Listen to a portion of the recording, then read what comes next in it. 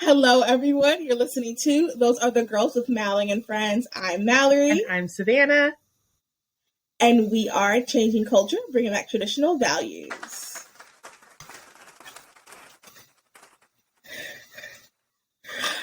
Thank you so much, studio audience.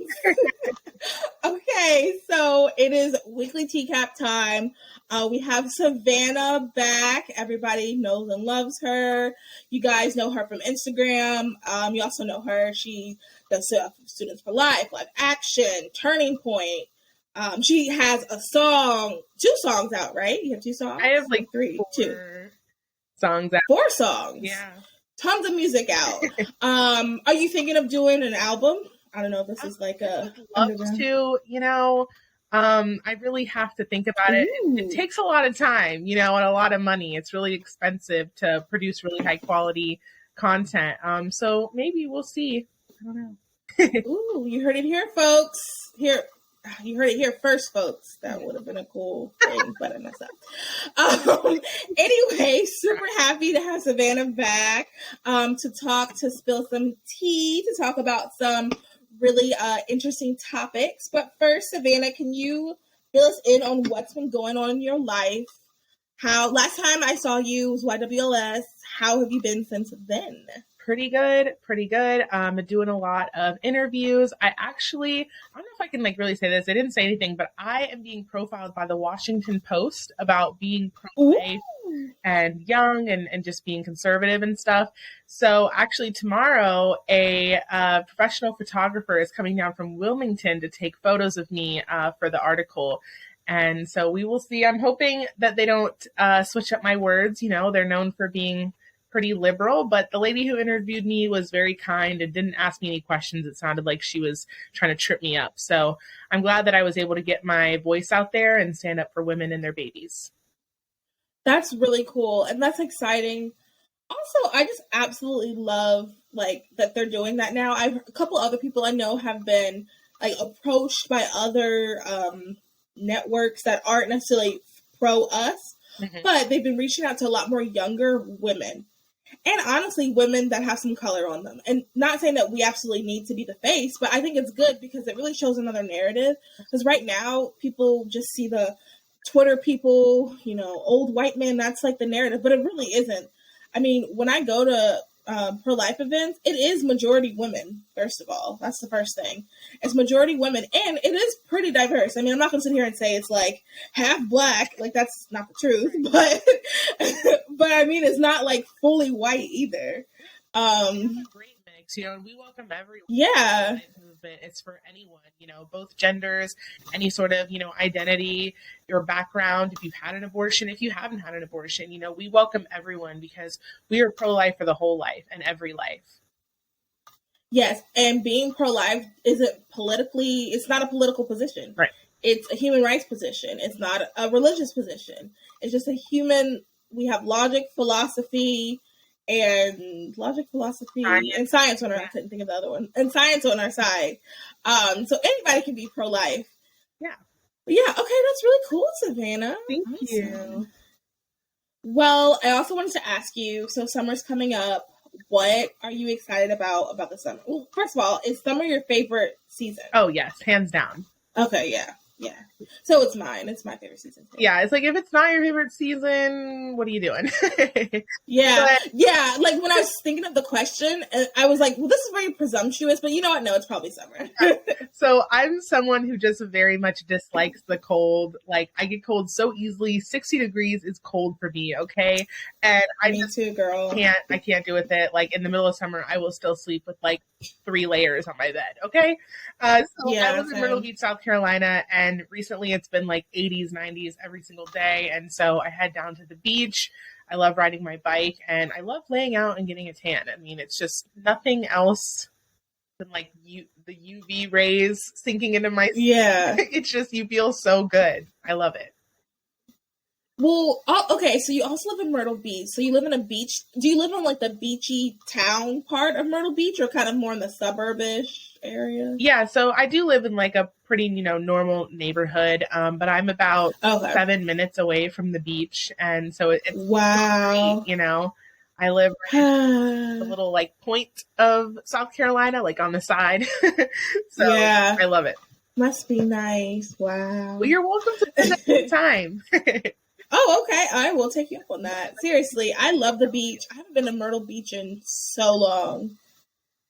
In years, I feel like. And when I was in New Jersey for college, when I would say I was from North Carolina, I'm like, oh my gosh, Myrtle Beach. And I was like, no, not quite.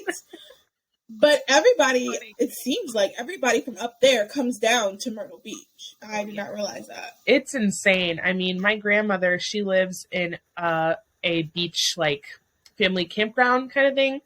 And let me just tell you, that place is popping 24/7. There is kids running around. There's people on bikes, golf carts, motorbikes. I mean, they're just ready for the beach. And I never really realized that until I went and lived somewhere else. I was in New York City for college, and I came back and I realized just how like many people loved Myrtle Beach. And I was like, yeah, I kind of live in like a pop-in city, but it's real chill, you know?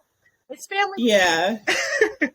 Yeah, it's a unique area. I mean, families come from all over. Not to like change from the family friendliness of it, but that's also where the whole thing with Brittany Drexel happened. Yeah. And thankfully they found the person who murdered her, which is good. Yeah. I mean, of course there are bad apples, you know, everywhere. But overall, like, I think that Myrtle Beach does get like a bad stigma. Like we do have some crime, but like, honestly, being here, I mean, everybody does. Yeah. Living here, like, I don't ever feel unsafe. Like, you know, it's like dark outside and I'm walking in my car. Like, I genuinely don't feel like, you know, I always take precautions, but I don't feel like someone's going to run up and, you know, try to steal me. Yeah. Yeah. And that's how I was in New York. Like, I've been followed in New York. I've been in California. I was in Seattle, actually. I was there in the middle of a pride parade, and I was very afraid then. So.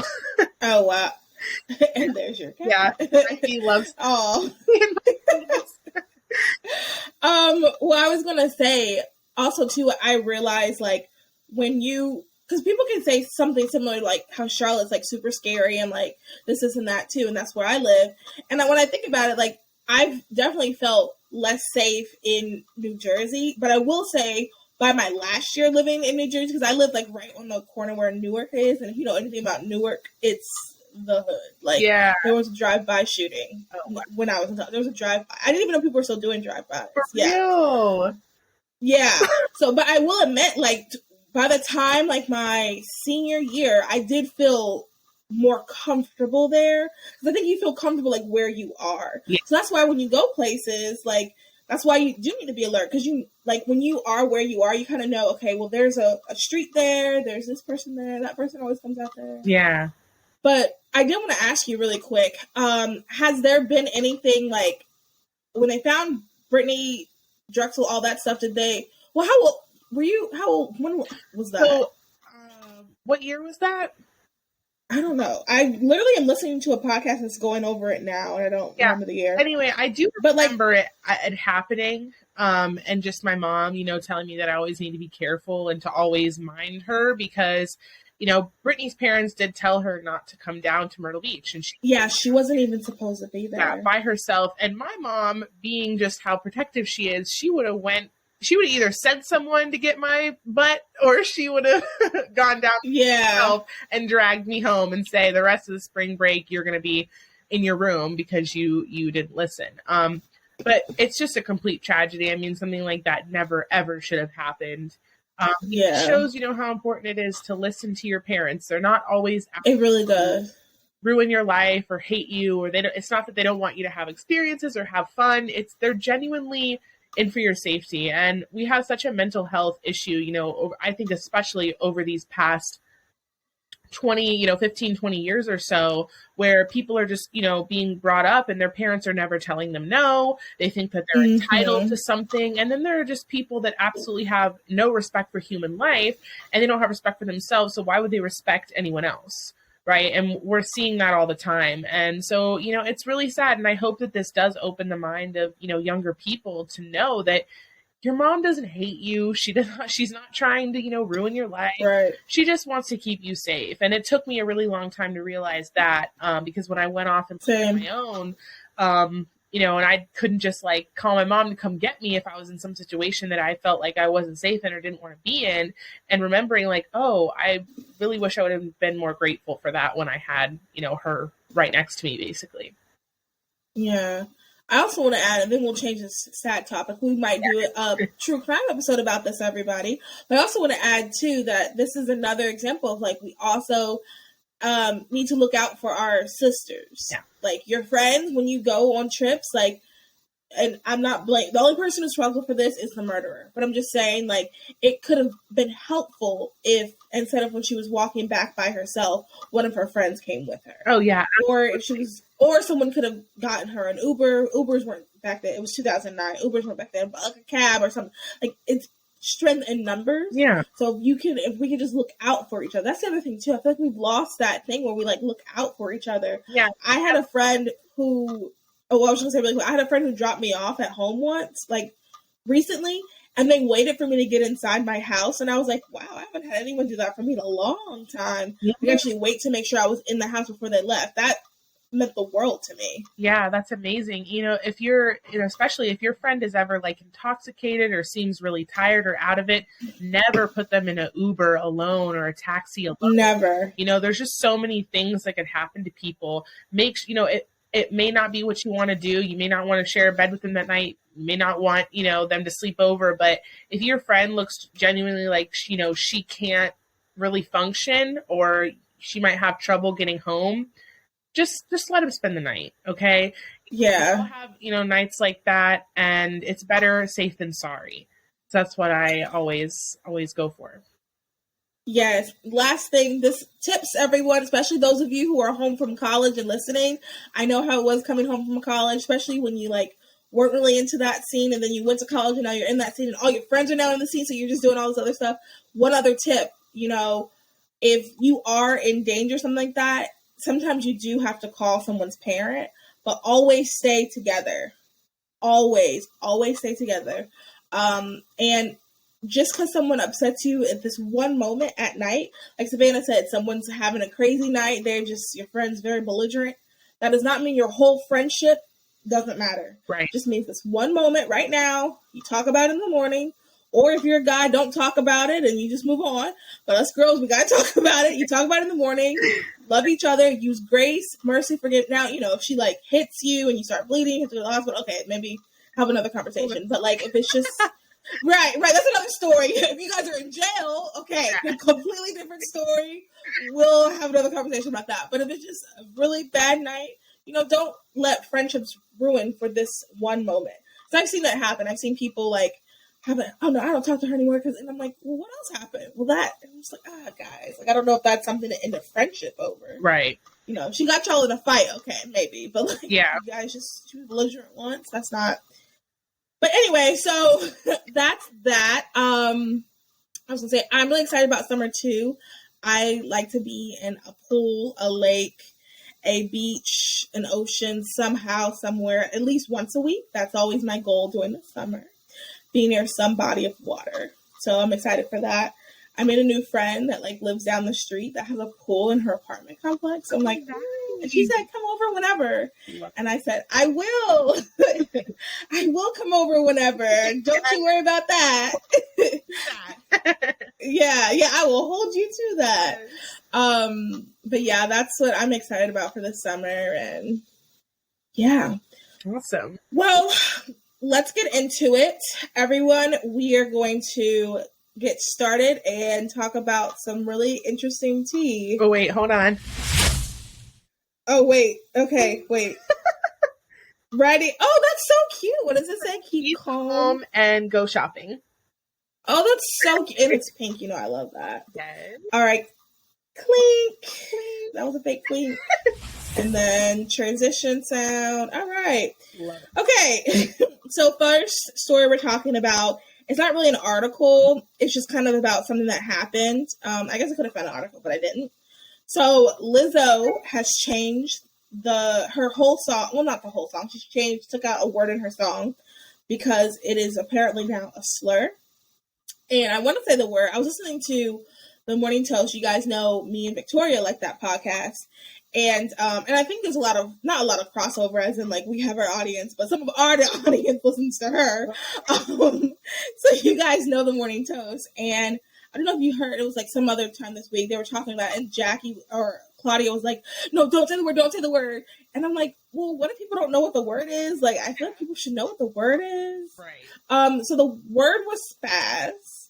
And I don't necessarily feel bad for saying it, not because like I'm a mean, terrible person, but because it wasn't like, I really think that this is almost an overreaction. And I just don't understand when this became like a really bad word. And I mean, I feel like I use the word spaz not often, but I definitely call people spazzes. Like, I don't know how you can use it like in a mean way. Like, I don't understand. Right. So yeah. Yeah. So basically, I don't know a whole lot about it, but was it somebody that has Tourette's, or what was it? What were they? It was someone. So apparently there's a disease called something spaz something. So like the word spaz comes from the name of the disease. Okay. But I guess it's like Tourette's, but the thing is like, it was one of those things where like one person got upset, then another person got upset, and then another person got upset, and they created a bunch of videos, and then people were like, this is interesting, and then all of a sudden it became this big thing, and then Lizzo saw it, and because she wants to please everybody all the time, she changed her mind. And I'm not saying I'm not saying don't be nice to people, I'm just saying like, when did this word become about, and how are we going to do this to all words? Like, it's kind of like, when is this word? It's like literally, how many times does a rapper or a singer talk about drinking in a song, right? What about the alcoholics that struggle with drinking? Should we remove the word drink from every word? Right. Don't offend someone? Hey, here's an idea. If you don't like the song, don't listen to it. Right. Wow. And that's a very hard concept for people because, everybody likes things to be catered for them specifically. Yeah. But here's the other thing I thought of. So, like, are we applying the 2022 rules to other songs? So, like, I'm sure there's other songs with the word spaz.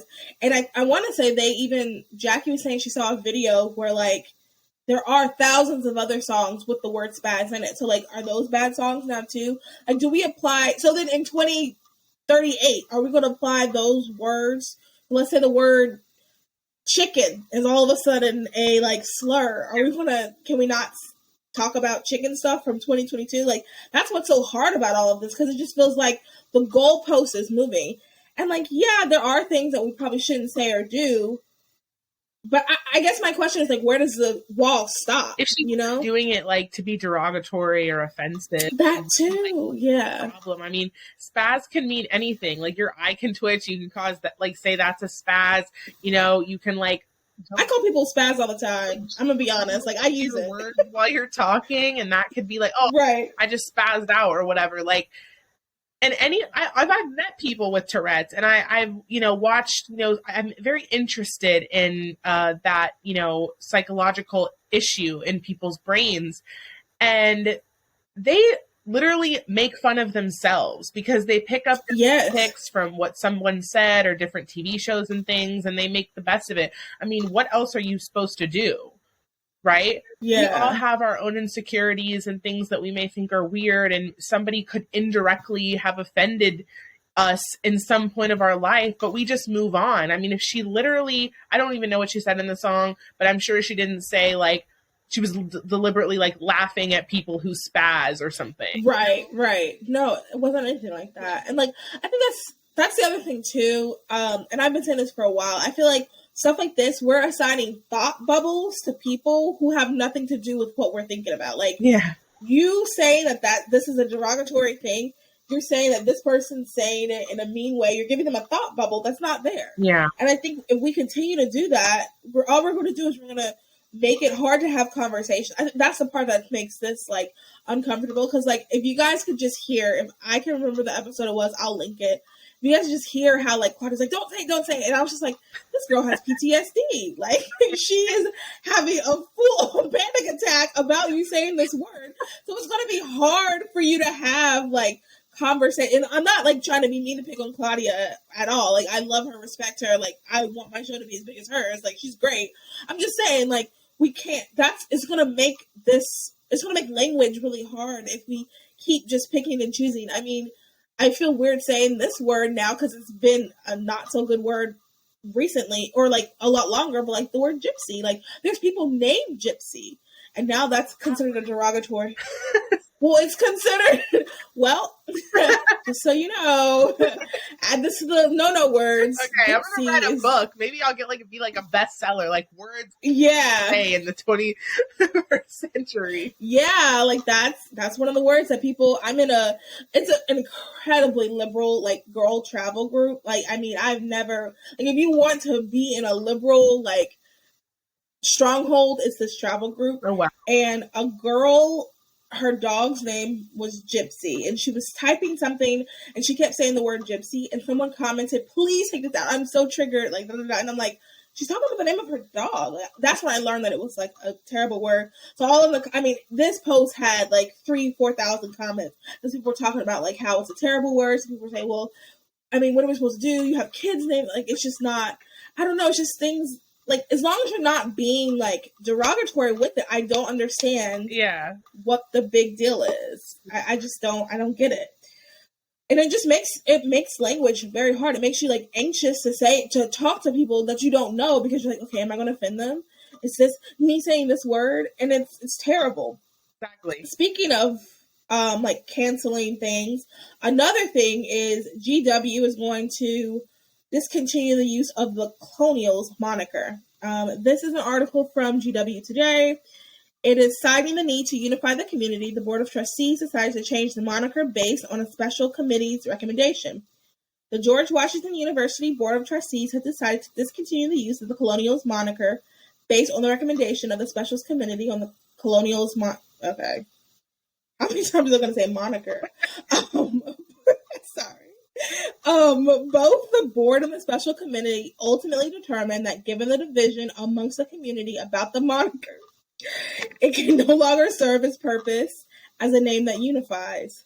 Quote, the board recognizes the significance of changing the university's moniker, and we made this decision only after a thoughtful and deliberate process that followed the renaming of the framework with special committee recommendation that considered the varying perspectives of our students, faculty, staff, alumni.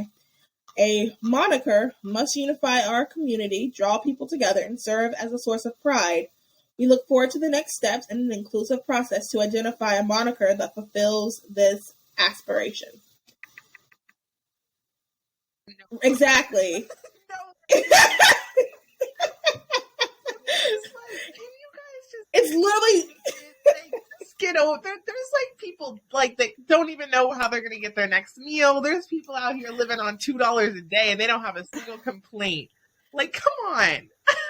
And I'm like, there's people who are in this school that really want to go to GW because GW is a good school, and they are trying to figure out how they're going to pay next month's tuition, and y'all are concerned, or next year's tuition, and y'all are concerned about the Colonial. And it fits so perfect. George Washington, it's kind of a political school. Yeah.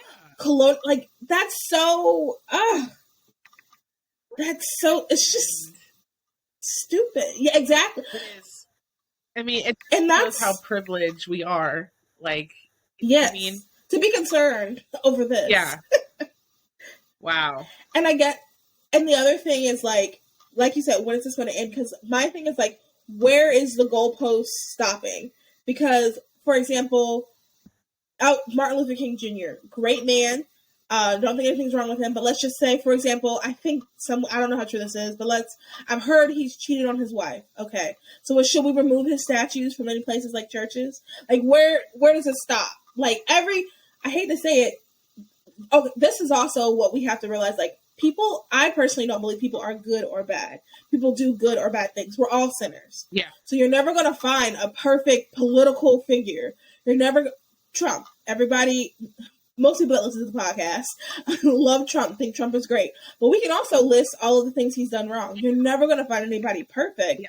So, I mean, where does the line stop? Like, do we start removing Mother Teresa? Like, I'm sure she lied at one point in her life. Do we take her name off of stuff? And that's the problem with like idolization, like people thinking yes, people who have a lot of money or are really famous, that they're just like perfect and they've never made a mistake in their life. And, you know, we should just think that everything they're doing is perfect. And then when they find out one thing, they're like, it's cancel culture. It's over. Oh my gosh. You know what I mean? And yeah, it's just crazy to me. It kind of reminds me of like the thing that happened with Will Smith. Like, you know, everyone loves him. He's great. I mean, I'm sure he's been so controversial. But then when he slaps someone, it's like, oh my gosh, he's the worst. All these think pieces. Right. Like, yeah. Any mistakes. Now, do I think what he did was ridiculous? Absolutely. But who knows what could have been going on in his mind. Obviously, his love life and his personal life is not, you know, going the best. Shambles. Yeah. So, you know, it's like, stop thinking that these people, you know, can't make mistakes, and stop putting them on such a high pedestal that when they do make some sort of, you know, normal mistake, that you just want to cancel every single thing they've ever done, right? With that one bad thing. Right. And that's, I mean, you're making such a good point, because I think that's our biggest problem, not our biggest, but like one of the big problems in society. And that's how you stop hearing other people's opinions. That's how you stop getting opposing views. I have a bunch of random people on Facebook that I'm friends with that have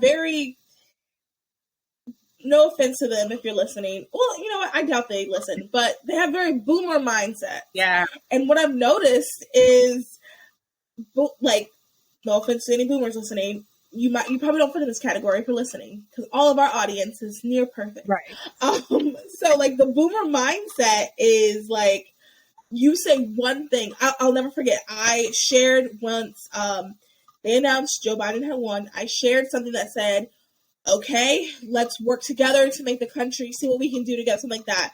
Someone comments, I can't believe you would say this. We can't work together with anyone. And I can't work with people who want me dead. And I'm like, okay, homegirl, I'm pretty sure the person that lives next door to you that voted for Biden, doesn't want you specifically dead. You guys just disagree on this one thing, and you probably disagree on a couple other things, but you can still work together. Like, but because of that, I lost a bunch of friends on Facebook. I was kind of shocked for just sharing that one thing about, like, all right, this is where we are, let's work together. And that's all. It wasn't saying all hell Joe Biden. Everybody knows I campaigned for the man. I campaigned for Trump. Yeah. Everybody knows where I stand. I'm vocally pro-life.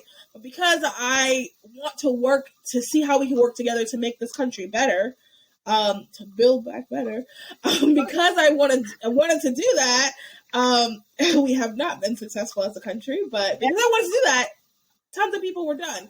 And I think that is, and I'm sure anybody else that shared that stuff on their Facebook page, they unfriended too. So all they have on their page now are just people who agree with them, who think that every single person's out there to get them, that believe in all these crazy other things that, you know, I'm not going to get into. But that's how we get into these little, like, groups where we're, like, very, like, I don't know, like, into ourselves, and we can't think rationally and have conversation with people who don't think exactly like us.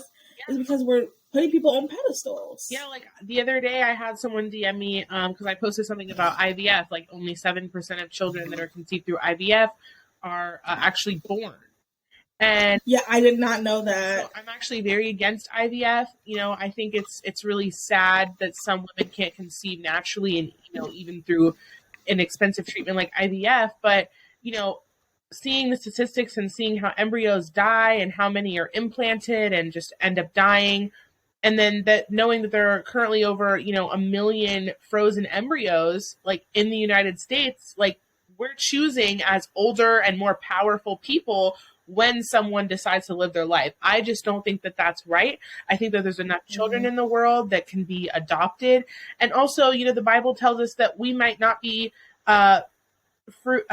fruitful, you know, in a fertility type of way, but we can be fruitful in, you know, a motherly figure type of way, or a sister type of way. And so I think that's just really... Or you can adopt. Exactly. And I hate to be that person, but I know people don't like to hear that, but it's possible. You can also adopt, you can foster. Yeah, and she completely disagreed with me. And, she was saying that I conceived my son through IVF and it was less expensive because the state was paying for it and they don't pay for adoption. And I'm like, well, somebody was paying for it, girl. Your neighbors and the taxpayers are paying for it. It's not free. Like, your IVF just... That's free. Interesting. I did not know that. Yeah, I didn't either. So, it was good to have that conversation and know that, she agrees with me on a lot of other things, but she was like, I'm not going to unfollow you over this. I just want to give you a different perspective. And I respected that. So. Yeah. And that's how we should be having dialogue. I think that's so important. And like, if we're going to be women who want to change hearts and minds, that's how we do things. Yeah. We don't, she disagrees with you. You don't go, and then you're a stupid idiot and your mama's a hoe. You don't do that. Like, you have a respectful conversation and you keep the channel open because, you might change her mind one time. I really do want to have a lady who was in charge of them before us. I really want to have her on the podcast to talk more about it because, full disclosure, I thought about doing that. I thought about doing the freezing the eggs thing because I want to be a mom super bad. This is off on a tiny tangent. I want to be a mom super badly. And I was like, oh my gosh, I'm getting older. What do I do? What do I do? And then I remember seeing, I don't know if you guys watched the show Mindy. She did a whole... like a bunch of college girls like freeze their eggs like it's a thing. So I was like, oh, let me look into it. And then the more I got involved in the pro-life movement, the more I've learned about IVF, the more I've learned about a birth control, the more I've learned about Plan B. Yeah. Like or even like a natural family planning. I didn't know anything about that stuff because they don't talk about it at school. Right. And the more I got involved with that, the more I learned. But I really do want to have someone on to talk about that and like to really get into like the nitty gritty of that. Cause I didn't know about the 7%. That's crazy. And I didn't know the state pays for it. That's interesting. Yeah, it is really crazy. It's not in all states, but she was saying that her state helped her out with it. But I also read an amazing story where this woman wanted to be a mom and, she couldn't conceive, her eggs weren't working. Or her husband's sperm, one of the two, and she ended up just purchasing these eggs that had been frozen, and she gave birth to these beautiful black twins. And I just was like, oh, I saw that. Yeah, like I just was like, wow. I mean, that's amazing. And so even if somebody, I mean, of course, it's like you never know what you're gonna get. I know a lot of people are like afraid of the child having a disability or something, but if I want a kid that bad, like I want a child, you know what I mean? Yeah. So I thought about doing something like that really if I needed to. Yeah. If I really wanted to give birth and have that, experience in my womb, then that's probably something that I would look into and just ensuring that you're going to give those children the life that they deserve to live. Yes, exactly. And the reality is, like, let's say we do stop IVF. Let's say something happens and IVF is cut off. Then there's still all those embryos. And we have to, like, they're humans. We have to do something with it, It's so bad and wrong that these are even allowed to be, like, frozen for this long, I know. I mean, I saw a baby. No, go ahead. I saw this baby who was born, and she had been frozen for 18 years. That's so crazy. And, I'm a Catholic, so like I believe that God creates every human being at the time that they're meant to be, and I know that He knows everything that's going to happen in each of our lives. But just thinking that like He created this beautiful child, and then here it is being frozen for 18 years. It just feels really wrong. Like, don't the parents feel like, we waited this long to have another kid? It's crazy to me. I don't know. Yeah, something like that is what makes me like just realize like, okay, this just feels wrong. Something feels off. It's unnatural. Yeah. To keep an embryo frozen that long, it just feels so unnatural. I mean, think about it. That child technically should have graduated high school in the whole amount of time that it was frozen. And there's nothing against people who, because like whenever this conversation comes up on the Cute Servant Facebook page, there's always people who take it very personally. And I understand like if you have a child from IVF or if you've had fertility issues, I understand it is very personal. And I don't mean to say like, I don't want us to come off as if we're being like, we're not caring about your family situation. It's just like, we're just talking about like it from like a factual base. And also too, we both are women who want to be mothers, and you know, neither one of us are married. You're not married, as far as I know, right? Yeah, you're not married. Okay, yeah, I didn't think so. I just want to clarify. Neither one of us are married, so you know, we still, who knows what's going to happen in our future? So we don't know, but we're just saying, like, from the factual standpoint of how it is, it's not what it's all cracked up to be. I guess I'll put it that way. It's not what it's cracked up to be. The TV shows, because I mean, it's been on tons of TV shows. When I first started doing my own research, they really hyped it up. Like, I was looking at all these different things, watching it. I was like, okay, I can probably do this. Yeah. I'll tell you what really stopped me in my tracks, though, was it's so expensive. Mm-hmm. Like, to have your eggs frozen, it is so expensive. Not worth it to me personally. Right. So anyway, that was our tangent for the day. We were talking about the moniker. So yeah, I mean, I guess there's nothing more to really say about that other than like, where is the line? Eventually, we're gonna have to find a line to stop it out. Yep. So this next story is brought to you by our Patreon. So we now have a Patreon starting off at $5 a month. You can contribute and you get, I can pull it up really quick. I should know this, but I know you get a live Q&A. This is all new, everyone. So that's why I don't have it memorized like I probably should. I just released it technically on Monday. Ooh. So yeah, I think you guys, seriously, I think everybody, you're going to want to join. Sorry, I should have had this up. Okay, so for $5 a month, you get bonus episodes, a live Q&A, and you get behind-the-scenes content. You can also do $30 a month, $40 a month, or $60 a month. And the way that those other levels are broken down is you're helping pay for, like, a month on the website, a month with our email, a month for this new software we have. And it really does help. The idea is we are adding 3 new shows by the end of the year. We're going to have 3 new Those Other Girl Network shows. Some with me, some without me. But we're going to try to be doing more content for you guys because Those Other Girls Media is now what it's called. Those Other Girls Media. Our plan, our purpose is to provide good quality entertainment for Christian conservative women.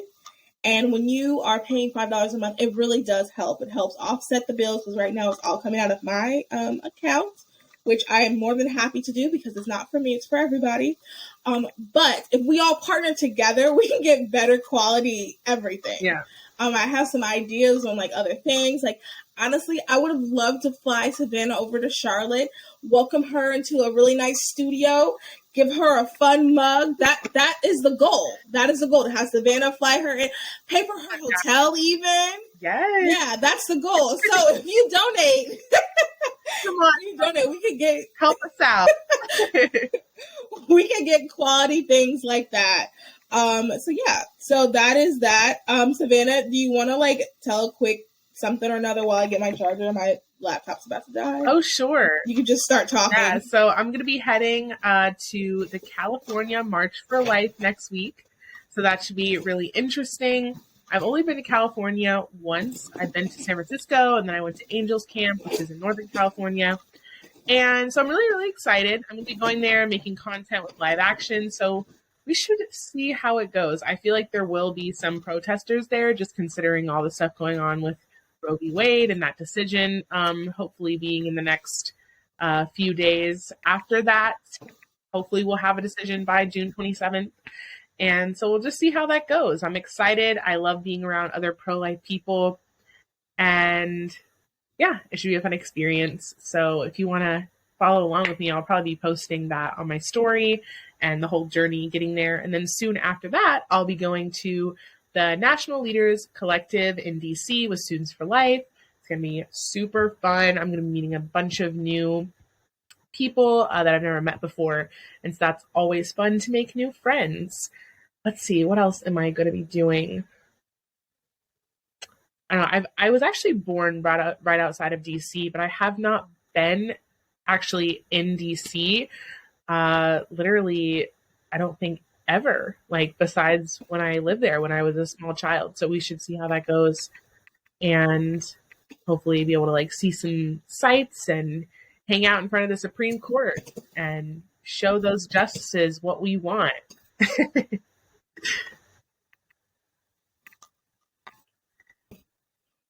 Should I keep talking? I don't really know what else to say. Hopefully you can edit this.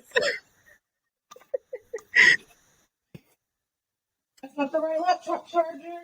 Uh-oh. Let's see. What else? Found one. Oh, yay. Technical difficulties, y'all. We are working as hard as we can. You need an assistant. You need someone like ready to hand you charger, hand you this. Okay. Sorry, everybody. Whew, out of breath. I was walking up and down my steps trying to find a charger. I found one. Yay, we got a charger. Quick commercial break. Okay. Sorry, you said something. It came out of my ear. Say that again. Oh, I said quick commercial break. Oh. Okay. Thank you for holding it down. Whew, this is good because I'm kind of out of breath. The next is a clip. So while I catch my breath, everybody listen, and Savannah, get ready to comment. Okay. Let me know if you can hear it. That I don't always get when I'm watching men and women. That actually makes sense because I was a late bloomer and I found out what porn was when I was 17. When I saw it, I was like, oh, sex is for the man. Because that's kind of how it looked. It's for the man. It's for the man to feel good. It never like clicked to me like, oh, you're supposed to also feel something. So I understand what you say when we. Wow. Yeah. Okay. So you can go first if you want to comment. That was like the Jubilee. Was it like a talking thing where people? What was the subject? Well, it was about straight women. Okay, so it was straight women talking to lesbian women, but I will say this: all of the quote unquote straight women had a lot of bisexual experiences. So I feel like it was like bi women and lesbians talking. Okay. But it was supposed to be straight women and lesbians. And I forgot, let me see if it says the prompt. I forgot what the prompt was, but the thing they were talking about porn. That pleasure sensation that we're looking doesn't say it. But they were saying in that clip before, they had said that like straight women watch lesbian porn. Personally, I don't watch porn. I've never watched porn. Yeah. I feel like that's not right. I don't know. I mean, I'm not a porn consumer, so yeah, like, that's not right. But also, too, the thing that like really, the reason why I want to talk about it, the thing that really just like struck me was like, this just shows we shouldn't be watching porn. It shows how it distorts like our image of sex. It distorts our image of our sexuality. The fact that you're watching this and you're thinking that you're not supposed to enjoy it, that has nothing to do with God. That has nothing to do with your future spouse. That has to do with what you're consuming. Yeah. Because porn is using somebody. It's not for you. It is for you. It's for you to use. Right. It's not a real experience. Yeah. What were you thinking? Definitely, like, porn is like one of the most degrading things toward women. I think it presents unrealistic expectations, and men think that that's how they're supposed to treat women, or women think that that's how they're supposed to receive sex, or any sort of like intimate thing with another person. And it's really unfortunate. And porn also fuels like the sex trafficking industry. Yep. So I think that just supporting that is terrible. And I know a lot of people, and a few people in my life actually, who have had like serious porn addictions, which have caused them serious mental health issues or relationship issues, not being able to genuinely bond with their partner because they always have something in their brain telling them that this is how they should do something, or, again, having unrealistic expectations. So I think that literally porn should be banned. I don't care if it's a personal choice, call it whatever you want. It's messed up. Okay. I agree. And I think it's sad that I really just think it's honestly awful that those women are even talking about that like that. So outwardly on camera. Freely. Yeah. Like, it's just a casual, when I watch porn. And then she said she was a late bloomer at 17. I'm like, oh, that's still so young. Not me. Like, no one should. Yeah, I saw your face. I mean, no one should be watching that. Like, at all, but especially not if you were under the age of 18. I mean, if we think about women's brains don't really develop until like 19, 20-ish, and then men's brains don't fully develop until they're like in their later 20s. So like you're getting this in your brain that isn't fully developed, isn't fully, aware of really how to process things. And this is just screwing with, young people's brains. And it's a shame. And it's a shame that people think it's so normalized. And that's why people think hookup culture is so normalized and, all these other things that you really should only be sharing with someone that has devoted their life to love you, right? We would have a lot less problems in this world if people devoted themselves to one person that they knew or at least had a good feeling about, that we're going to really devote themselves to them. 100%. I agree with everything you said. If you've known me for 5 seconds, you know that I'm very anti-porn. And once we get rid of abortion, porn, we're coming for you next. I I told my brother that. He was like, that's going to be a fight. I'm like, yeah, it will be a fight, but we're coming. No, but in all honesty, like it really does do that. Like it is it's distorting your brain. There's so many statistics. There's even studies, like, because people think it's like a very religious mindset, and it's not just a religious mindset. It's also, there's scientific studies that shows like porn can ruin your relationships. It is an addiction. Yeah. And another thing, ladies, two things I want to say. If you are struggling with porn, there is help. Reach out. We can send you. I have a couple of things, like a little folder that I can send you to help you get help. I personally can't help you, but like I know people who can. So if you are struggling with that, you gotta say something. You cannot hold this in. There is no shame and condemnation. Only conviction. There's only conviction. No shame and condemnation in Christ. So that's the first thing. Second thing is, ladies, if your boyfriend is actively doing it and he's not trying to get help, because the reality is so many people in our generation watch porn freely. I maybe know one or two guys that have never seen it. This is just a reality situation. So, there are people, so that is something that men do struggle with. And if they are not getting active help, if they are not talking to an elder in their church, if they're not talking to a youth, not youth, because we're not youth, like a young adult pastor, if you're not talking to somebody who can hold them accountable, get out of it. Because let me tell you, the porn addiction just escalates. Yeah. It starts off, very vanilla and whatnot, but because it is an addiction, because you cannot stop it, it will only get worse. Right. Everybody that watches or that has watched child pornography or child sexual abuse images started off with regular porn. There is adult porn. Every person, because it just escalates. Yeah. It escalates. Everyone in jail for rape, I promise you, I have no doubt, I would put money on it, watched porn. Oh, yeah. Yeah. Every person in jail for rape and sexual abuse. Well, yeah, so I mean, I've heard of all the weird things that they do in porn. I mean, it's literally like an acting job. It's sick to think of it like that's what it is. I mean, that's what it really is.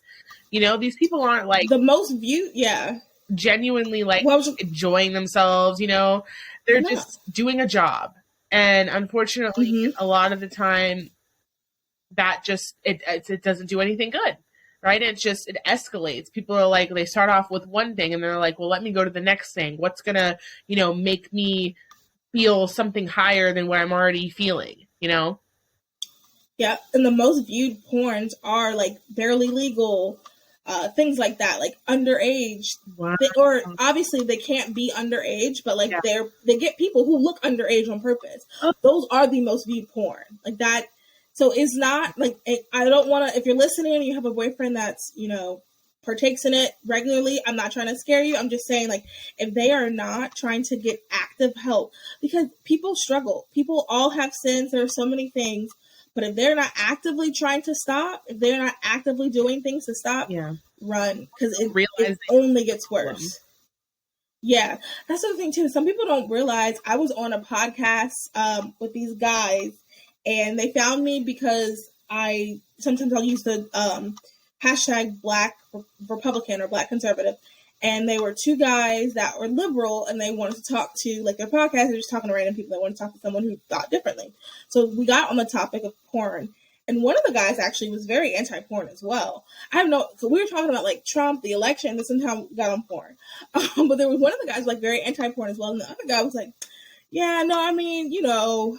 And the other guy's like, no, man, like, it's a serious thing. And, like, they have, like, a legit, like, the two of them, the co-hosts, I didn't even have to say anything. They have, like, a legit conversation about it. Like, these are things, you know, you and your bros, if you're talking about it, like, call your brothers out. Yeah. I don't know if any guys are listening. Call them out. This is something that is not good. It is not okay. It is a net negative.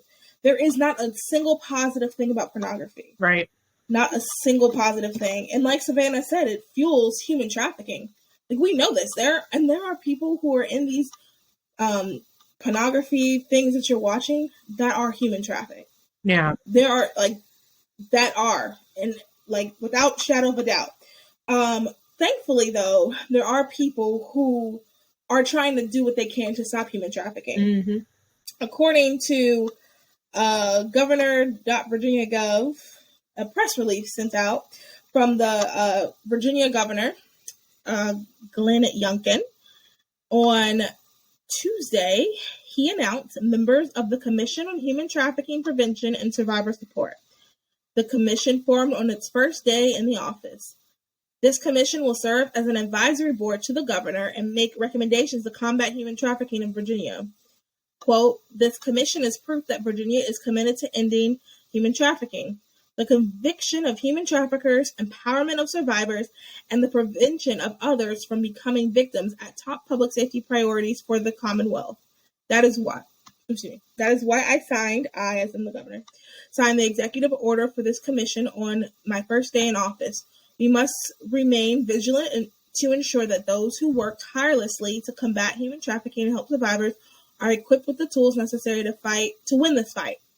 Human trafficking, especially sex trafficking, is one of the most heinous and violent crimes of our communities that combat. I am grateful to have such dedicated people lending their time and expertise to help bring an end to the repeated crimes of commercial exploitation. I am confident this team will make a difference in the lives of survivors and prevent others from becoming victims. There will be no lenience in Virginia for those who engage in any form of trafficking. The commission will be responsible for coordinating the Secretary of Public Safety, the Secretary of Education, the Secretary of Labor. Oh, I love the Secretary of Education. That's good.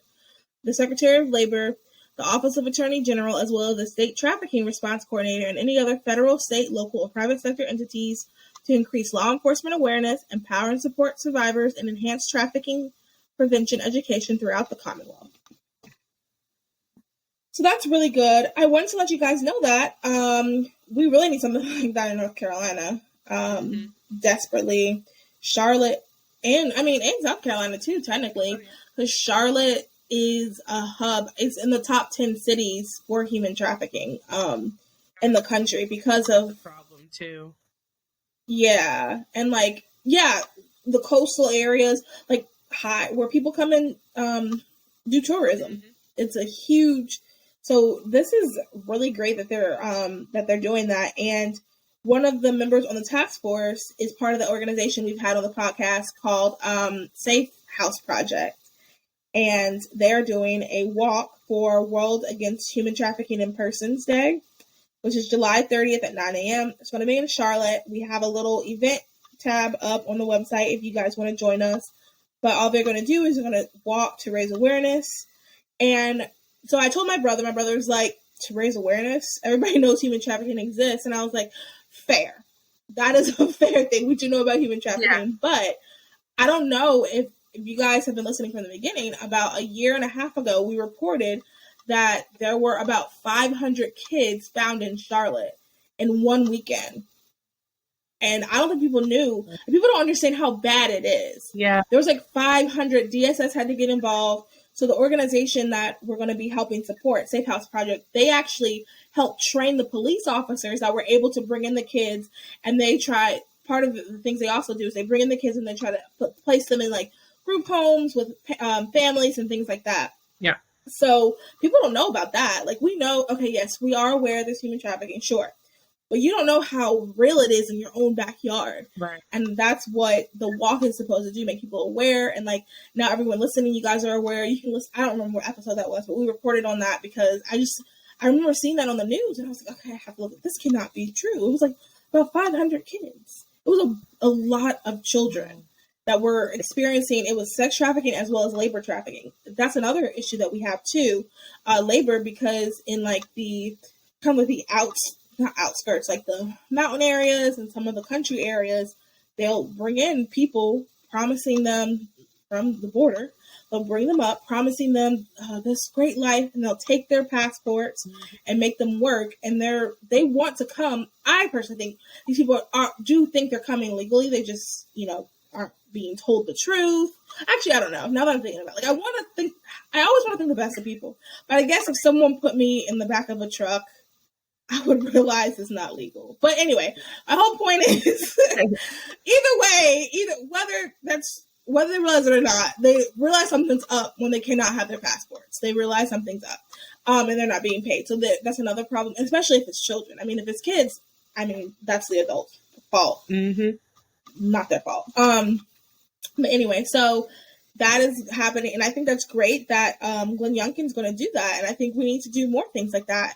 It's crazy. I did my thesis in undergrad on human trafficking. It's crazy that just recently in some states that they stopped charging girls 14 years old with prostitution. Like, they would call them prostitutes. 14-year-olds would call them prostitutes. They didn't recognize, and this is within the last 10 years that they stopped calling them prostitutes. They actually called them, victims. Yeah. Because there's no 14-year-old. I don't care what you say. I don't care how sassy, how fast the 14-year-old. She's not going to do this on her own. That's not her true desire. Exactly. So it's crazy, and we definitely are going to keep doing more episodes on human trafficking and what we can do. And like we've said, I forgot who we had on, but someone was explaining to us how most trafficking happens with family. So it's family and its friends who are trafficking people. It's not necessarily we think that, someone getting picked up at the grocery store because, you see all those things. And my mom will text me that in a heartbeat. Don't pick up any dollars you see on the ground. It's human trafficking. And I'm sure those things happen, but it's mainly you're more likely to be trafficked by a family member. And another lady we had on, she told us too that when we think of human trafficking, we're thinking of, being tied up in a basement and not going to see our family. She said that one of the people that they helped was actually a girl whose boyfriend was trafficking her, but she was still coming home every night. So she would go hang out with the boyfriend. The boyfriend was having her have sex with and when I say boyfriend, I mean an older boy, way older. So he was having her have sex with these older men, and then she'd come back home. And then she'd go out, hang out with him, and what she was saying is what we can do, we can notice okay, our neighbor is 14 and this grown, 28-year-old keeps coming around the house. That's strange. Hey, neighbor, I just noticed this guy keeps coming knocking on the window of your daughter. I just kind of stuff like that. We need to just be vigilant. Or even our own cousins. I have younger cousins. Right. I would be weary if my little cousin was telling me, yeah, this boy gave me a phone. Something like that. Red flag, things like that. That's what she was saying we really should be looking out for. But yeah, that is, I'm not going to do the other story because we are at 57 minutes. Last thing I want to do is just really do the OG politic. That's brought to you by American Woman Beauty. You can head over to www.americanwomanbeauty.net. Use the code MAL15 and get 15% off your next purchase. It's beauty products for the free thinking woman. Join the beauty revolution. What I really wanted to say was Juneteenth is the day after this comes out, so June 19th. And I was going to read what history.com says about it, but I'll link it. You guys can read it yourself. And I just wanted to say this is a great holiday because we're celebrating the complete acknowledgement of the ending of slavery, which we know that it's our holiday as Republicans. Yeah. As conservatives, it's our holiday. It's something great. I want to say it was Mark Robinson, who is the Lieutenant Governor for North Carolina. He said something, I hope I'm not messing this up. He said something like, what this was we're truly living out the Constitution that says all men are created equal. Because the Constitution isn't bad. The Constitution is not bad. What the words in the Constitution are good. We just weren't fully living it. That's what was the issue. And now we are fully living it. We're fully doing what the founding fathers wrote down. I'm not going to say they wanted us to do necessarily, because some of them did have slaves, so it was a bit hypocritical. But we can say what they wrote down, which, you can say is inspired by God, because God wouldn't have slaves. Yeah. So what they wrote down, we're fully living it out. So it's a great holiday to celebrate. You don't have to feel weird about it. Also, too, you don't have to be weird about it. So you don't have to wear green and red and say weird things to people either. You can just wear BLM stuff and you don't have to. It's just a night. It's just a fun, another almost like a 4th of July type thing. If you red, white, and blue, if you want, still have fun. It's a great day. You don't have to be weird about it. You don't have to text all your Black friends. Right. You don't have to do that. You can just acknowledge that it's a great day. Great day for everybody. Okay, I think that's it. If you like this episode, make sure you rate, review, subscribe. If you're listening on Apple Podcasts, please leave a review. It helps push us up on the algorithm. And if you want something to write, you can tell us your favorite thing about summer. I'll put that on Spotify too. So if you are listening on Spotify, you know how they have the question area. All right, tell us your favorite thing about summer. Also too, head over to our website. We have cute merch. We have the Patreon. I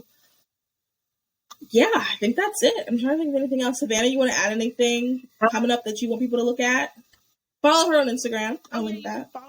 Follow along with my crazy adventures that I do. See what I do when I go to California. That'll be quite interesting. I'll try to keep my story updated and my page as well. I didn't know you guys had merch. I need to get myself some merch. Yes, you should. We do. I need to promote it more. It's always hard trying to get people to hey, buy this, because you don't want to be annoying. But at the same time, it's no, but this is really cute. I think you will actually like it. Right. So, yeah. But, yeah. Okay, everybody, have a great rest of your day. Bye. Bye.